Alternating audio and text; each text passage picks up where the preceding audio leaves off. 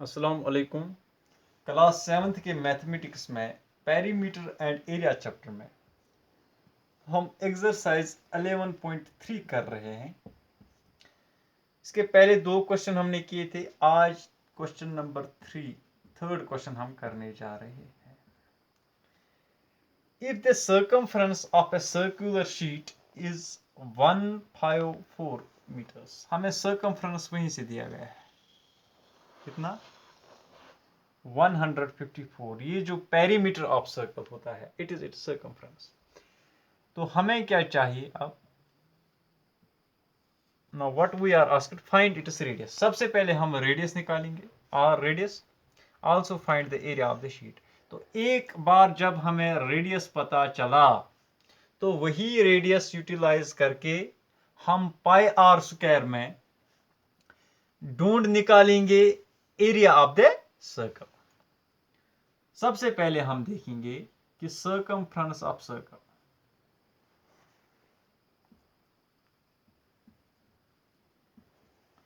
Of circle वो किसके बराबर होता है? पहले ही क्वेश्चन में हमने पढ़ा था, सीखा था, 2 पाई आर। ये दिया गया है वहीं से। कितना है क्वेश्चन में? If the circumference of a circular sheet is 154 metre. 154 वहीं से दिया गया है। इतने मीटर्स है ये सर्कमफ्रेंस, ठीक है ना। मींस लेंथ ऑफ दिस, ये जो सर्कल की जो आउटर सरफेस है, अगर हम इसकी लेंथ जान लें, ठीक है ना, तो 154 मीटर्स है। अब पाई का वैल्यू हमें वहीं से दिया गया है 22 और 7 लेना है। किसी क्वेश्चन में 3.14 दिया गया होता है, लेकिन यहाँ पे वहीं से टर्म्स एंड कंडीशंस अप्लाई है कि टेक पाई इक्वल टू 22 और 7। तो इसका मतलब क्या है कि 2 इंटू पाई, पाई का वैल्यू हम लेंगे 22 और 7। आर हमें पता नहीं है, तो आर के बदले हम फिलहाल आर ही लिखेंगे। ये सब किसके बराबर है? 154। ठीक, इतना तो समझ में आया होगा। अब इसके बाद हमें सिर्फ आर चाहिए, ये आर। तो आर के साथ जो बाकी चीजें हैं, यानी 2 इंटू 22 दैट इज 44। 44/7 जो है, ये हम राइट साइड में ले जाएंगे। तो आर का वैल्यू क्या आएगा? 154 इंटू 7/44। यहां पे 44/7 था, तो जब हम इसको राइट साइड में ले जाएंगे तो 7 जो डिवीजन में था वो मल्टीपल हो जाएगा, और 44 जो यहां पे मल्टीपल था से आर को, वो यहां पे डिवीजन में आ जाएगा। तो आर का वैल्यू क्या आएगा? R will be equal to 7 4s are 28, 2 carry, 7 5s are 35 plus 2 that is 37। यहां पे 3 carry, 7 1s are 7 plus 3 that is 10. 1078 divided by 44। तो हम करेंगे यहाँ पे डिवीजन, 1078 डिवाइडेड बाय 44। अगर हम 44 इंटू 3 करेंगे तो वो ज्यादा हो जाएगा 107 से, तो हम करेंगे पहले 2 से। It will be 88। तो 107 में से 88 निकालो तो 19 रह जाते हैं, और 8 ऊपर से नीचे आ जाएगा यहाँ पे, तो 198 बन रहा है। Now 44 into 4 that is 176।